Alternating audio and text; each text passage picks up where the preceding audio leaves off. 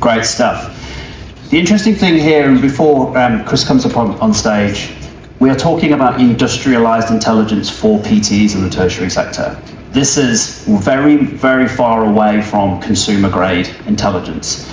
This is the commercialization of things you saw yesterday, and building upon those same technologies, but really focusing on industrializing to move the problem away from the prompter, moving everything into a system. So without further ado, I'd like to welcome Chris Vanderhall from MAST Academy to the stage for a quick panel. So, Chris, this will come across as a little bit, preconceived, because obviously I'm very much aware of the work that you've done with us. But at what point, pre-engaging with Superhuman, did you go, look, there's an opportunity here to rethink how courses and programs and standards were managed for MAST?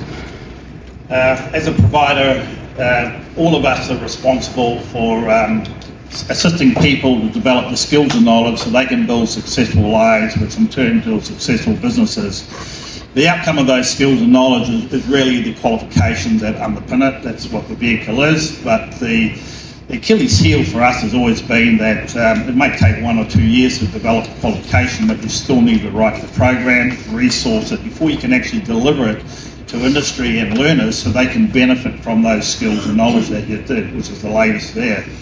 So we've, since switching from an OTA to a PTE 4 years ago, we've developed some new programs, we've reviewed some, we've done micro-credentials, and it got to the point where we had 2 good technical writers. One was my wife, you'll see there, a very smart woman with 2 degrees. But what we found was that we had 85 resources that we wanted, and all our learners have been brought up on the basis that we always provide the assessment and a learning study guide, so they have the relevant information at the right level and embedded with literacy and numeracy, so we want them to understand what the practical things that they're doing.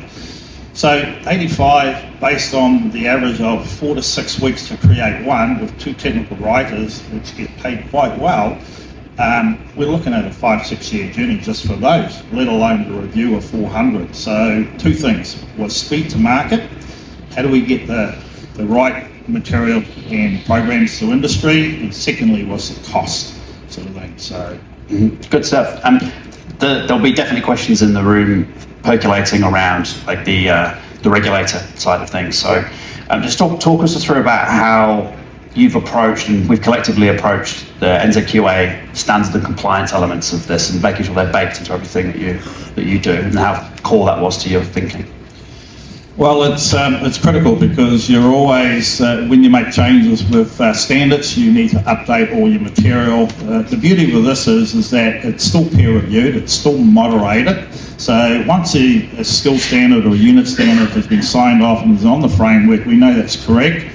AI can pull that and generate an assessment. The internal team will have a quick look at it, and very quickly we can send it to the WDC or the new ISPs, and we can get it moderated, approved, and then it just generates the resource from that, which once again gets peer reviewed. We have industry experts that go over it.